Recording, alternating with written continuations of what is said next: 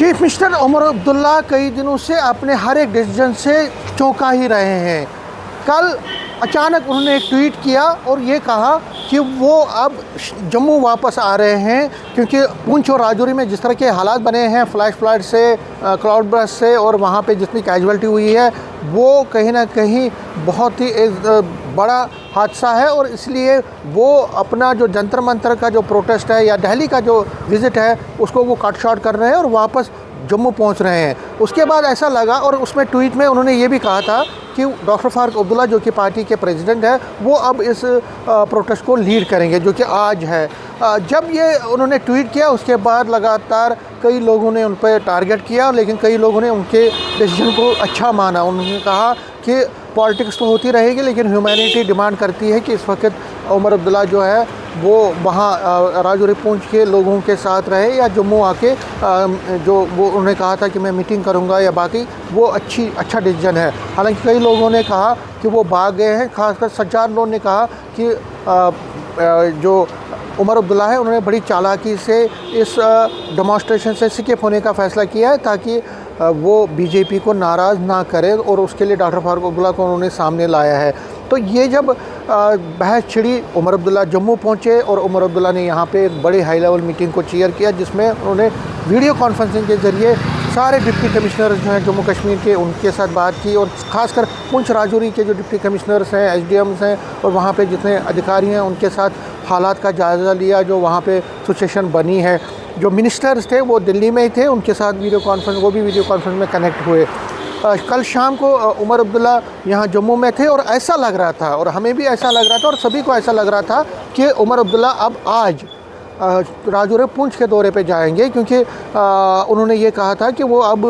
उस प्रोटेस्ट का हिस्सा नहीं बनेंगे। लेकिन देर शाम ये खबर जब आई कि उमर अब्दुल्ला दोबारा से दिल्ली जा रहे हैं आज सुबह, तो इसने सबको चौंका दिया। और यही हुआ, आज की जो पहली फ़्लाइट थी दिल्ली बाउंड फ़्लाइट जो थी जम्मू से, उसमें वो उन्होंने जो है वहाँ से इस फ़्लाइट के ज़रिए वो दिल्ली पहुँचे हैं और इस प्रोटेस्ट में हिस्सा ले रहे हैं। तो कहीं ना कहीं उन्होंने अपने इस मुंह से भी लोगों को सरप्राइज़ किया है, पॉलिटिकल पंचर्स को सरप्राइज़ किया है, क्योंकि ऐसा लग नहीं रहा था कि वो ऐसा कदम उठाएंगे। लेकिन देर शाम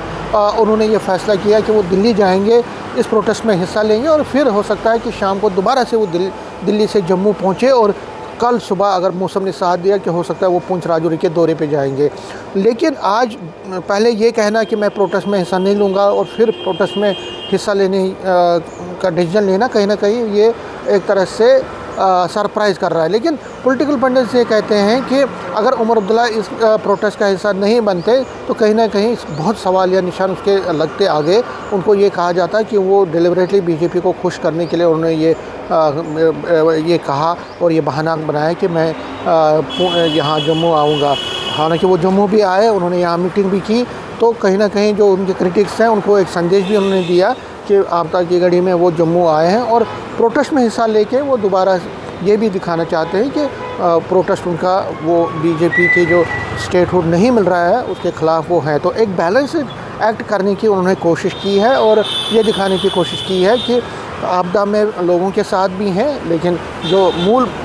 इशू है स्टेटहुड का उसमें भी वो सामने हैं। तो कहीं ना कहीं एक बैलेंसिंग एक्ट करने की कोशिश की। लेकिन अब क्योंकि बीजेपी की अगर हम बात करें तो बीजेपी ने प्रोटेस्ट जो आज बीजेपी का था श्रीनगर में उसको पोस्टपोन किया और उनके कई नेता अब पुंछ राजौरी में हैं। तो क्या उमर अब्दुल्ला का पहले प्रोटेस्ट में शामिल ना होने का फ़ैसला, फिर जम्मू आना, फिर वापस जाना, इस मुद्दे को क्या बीजेपी लेती है उस पर नज़र रहेगी। लेकिन कहीं ना कहीं उमर अब्दुल्ला ने